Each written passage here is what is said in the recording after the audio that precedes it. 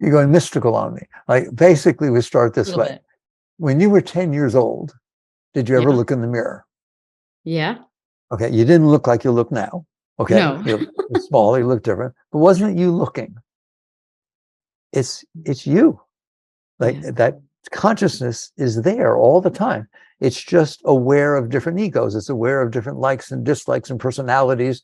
But you were there. You were there the whole time. All right. Right. So we start there. Is that is what they call the soul. That's what they call the Atman. They get all these weird names. I don't like the self. Okay. I like to just say you in there. Hi. Okay. And now the question becomes, what's what you asked, which I don't normally go there, but what's the relationship between your consciousness and my consciousness? Well, consciousness, that's like saying if I stand on one side of the ocean and you stand on the other side, we're looking at the same ocean. Okay. Consciousness is an entity, has a nature, which is awareness. And your awareness is aware of different things than mine, but awareness is awareness. And that's where you were going. Awareness is all the same. It's the most magical thing in the whole universe, awareness, right? You can say all these things are neat, but if no one's aware of them, they mean nothing. Okay. Do we share part of that awareness together? No, Is that the lack of, it, is that when you get past separateness, then yes. do we share that awareness together? There is an ocean, there is a universe of undifferentiated awareness that is looking down through your eyes, through my eyes, through her eyes, through every single, that's the oneness. You know, and that's when wouldn't it be nice? Like John Lennon, imagine all the people understanding that there's a commonality amongst all of us. We're all aware, and we're aware of different things. Is this separateness innate to our human experience, or is that something that we're meant to transcend? Well, you're deep. Okay. I thought we were talking about race car driving. No. Well, my agent described me the most accurate way possible that I didn't even realize. And this is another conversation, another question we could get into, but people show us who we are. It's hard to see us, but he would describe me to sponsors, to companies to give me money and promote their products. And he would say, racing is what she does, but it's not who she is. Well, that's everything I teach, right? You go in deeper. You're not even your personality, right? Not your preferences. You're the one that's aware of those. Don't you change your mind sometimes? Of course. But it's still you. Yeah, it's the exactly. same you in there that, oh, maybe this, maybe that. No, yeah. There's one consciousness being aware of all of that. So basically, to me, what I've learned is that the most meaningful life is to grow. What does that mean? To notice that there's stuff going on inside you that's not so much fun for you or anybody else. Okay. Can you raise above that? Can you change? I don't like to change that, but change your seat of awareness. So I can look at this part of me that, just silly. Okay. I don't want to give that out. All right. But if I suppress it, then it really becomes part of my personality. So you don't suppress things. Well, if I express it to let it out, then I'm dumping on somebody. I don't like what you said to me. Don't you talk to me like that. Okay. I get that. Well, what if I step back and say, I'm aware that this is upset in here. I'm aware that this inner thing where I live, my house, is got a little tornado going on there. All right. Can I just relax and step back and be aware? I'm not denying that it's happening, but it's not me. I'm the one who's looking at it. And something very magical happens if you do that enough. It releases the energy to go to a higher level. Like we hold, if you get upset, but you don't want to, best you can do is push it down. Right? We have that tendency with hands inside, don't we? Right? With hands inside, like, no, push that aside, all right, which is a form of suppression. You can instead learn, but it takes time, but you learn to relax in the face of all that. And what you'll find is it's all just energy being disturbed. And if you give it room, it will go up instead of down or out. It will go up. It's called transmutation. The energy transmutes. And it could start as anger, but it comes up as love. When it finishes passing through, instead of hitting you and your will in there, then it shoots out. it actually has the ability to go up. And if you do that enough times, you're ecstatic. You become ecstatic. Literally, the energy goes up all the time, not just when things are the way you want them to be. You just relax, and the energy feeds you from inside. And there's this river, if you will, of a flow of really beautiful energy that feeds you day and night. And that is the purpose of our lives, is to evolve. We've already evolved. You know, we don't have tails, and we got 2 arms and 2 legs and fingers, and opposing thumbs. We've evolved pretty good outside, right? Good girl. We've evolved pretty good outside, but what about inside? Yeah. We can't handle anything. We're supposed to be the highest species on the planet, which is called adaptability, right? But we're not very adaptable inside, are we? Right? We're really serious about pattern making machines. That's right. What we like and what we don't like, and we're serious about that. And you better behave the way I want you to, or I'll, you'll pay for it. As opposed to, it's just something that came in, something that you said, it's something that I thought you said, and I don't have to be like that. I can relax, and then I can come with clarity and deal with the situation from a higher place. And that, to me, is the purpose of life: is to evolve inwardly. Are we here to experience the separateness as part of being human, or are we meant to transcend it? It's that we're meant to witness it and not let it become a part of us. Everything is a part of you, and I'm sure you've seen that. Okay, especially as you've grown through the years, right? There's all kinds of stuff in there, right? There's all kinds of stuff in there. What do we want to feed and pay attention to and build?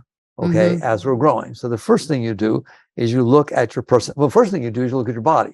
Am I eating reasonably? You've already done all that. Okay, you go through that basics. If I'm eating food that's making me sick, it's silly. Okay, I better be strong enough to be able to rise above the tendency to, eat junk and to smoke and to drink too much and et cetera, right? If we don't do that, it defines our life. Yeah. Understand that? The body will then define our life, the illnesses and discomforts of the body. Okay, so let's say, but notice it took will, and it took the willingness to rise above the tendencies that the habits that the body has formed. Okay, so the question you said is, even with dealing with your body, which, most of us have done pretty good with that at this point, all right? And you wouldn't be where you are in life if you hadn't, all right? So basically, you use the word rise above it. You rise above these primal tendencies to eat and lust and just go crazy over, basic biological things, all right? And so you rise above that, but then you have this ego inside that develops patterns of what it likes and what it doesn't like, and who it likes and who it doesn't like, and how you're going to treat me and how you're not going to treat me. And I don't want to get old. I don't want to look old. I love when people do that. Or I don't want to look old. I want to look like I look now. What was your best years? 23. Then when they ask you to go to a conference, that's the picture you send out there, even though you're 80. All right, here all right. And so you develop this ego inside, a self-concept that says, this is who I am. All right. Well, you can rise above that. And how? You don't deny it. You don't suppress it. You don't dislike it. You just say, where's that going to take me? Like some people say, I don't want to die. Well, I'm sorry. Every single thing that was ever born died. It's a 1-to-1 correlation. It's amazing, Danica. All right. Somebody did a statistical study. It was 100% of everything that was born died. So to say, I don't want to die, what a ridiculous thing to do with your life. That's like saying, disappointment. Well, you'll be uptight all the time. You'll make yourself sick, just like the body things. If you don't take care of them, if you don't take care of yourself psychologically, inwardly, what I call your inner being, you're going to make yourself sick. And then you'll have to go out and compensate for that by doing things that make you feel better. Everybody says, I need this in a relationship. I need this. I need money. I need things. I need a vacation. Or what? I'm not okay. All of the things are saying, I'm not okay with myself. I'm not okay inside. I'm not whole. I'm not complete. All right. And so basically, I need to get things outside to compensate for what's wrong inside. What spirituality says, and what I've learned over 50 years of doing this thing is, why are you not okay inside? You've learned how to have your body be okay, reasonably, not always, but reasonably, right? Why is it not reasonably okay inside to where you feel love all the time? Sure, you can share it with somebody, but wouldn't it be nicer not to need them to be a certain way for you to feel love, but for you to feel love and you share it? You share it. I'm far more consistent. It's cleaner, all right, for both for them and you, right? It's true. It's true. And you realize that's true of everything. So there's a state inside of ourselves where we have risen above. We talk about primal biological. Well, there's primal or basic psychological. Okay, I need things. I'm not okay. I feel insecure. I need to prove myself. I need to be treated a certain way. I just over and over and over, you've built this self-concept of how things need to be for me to be okay. How's that? That's right. Right? Hasn't everyone done that? How do things? Of course, we all do. I mean, we need all to do be at times, or all the time. Okay. Well, since there's only one world out there, and every one of us has a different idea how it should be, I wonder why there's so many wars and divorces and everything else. That's why, right? It's inevitable. Okay. And so you get to the point where you realize I can do better than this. Just like you can do better than smoking or hurting your body by not taking care of it. I can take care of the inside better than compensating and expecting the world to make me be okay when I'm not okay. And in fact, not only am I not okay, I'm making myself not okay. I don't know how anybody can love me. I've never really felt that real, and I don't trust, and so on. I hope somebody shows up that can overcome that. You're in there telling yourself you're not worthy of love. You made all these mistakes in your life, and so on. Oh, I wonder where my soulmate is. How you define your soulmate? Somehow the person that when they show up in my life, overcome everything I did to screw myself up. Can you relate to that? Do you understand that? Of course, yeah. Relationships bring it up the most. Okay. And what I call it spirituality, but that the real evolution is, why can't I be whole and complete within myself? All right, can I be? There's the first thing. And what you're going to find out if you work on yourself is the only reason you're not is because your consciousness is looking at garbage.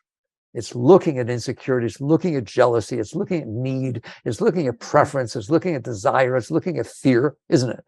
That's what it sees in there. So therefore you think you are fear and you are insecure. And no, you're not. You're the consciousness that's aware of these things. Well, what would happen if you paid more attention to your consciousness, your awareness of being? And that's what the great ones have found. You happen to be ecstatic. You happen to be the most beautiful thing in the whole world. You happen to be what the Bible means when it says man was created in the image of God. Okay? That there is this beautiful being who's your real self, looking at garbage. Not always garbage. Okay? It can be nice, right? But it's very conditional, isn't it? Hey, right? Man, there's a lot of garbage in there. I give you that.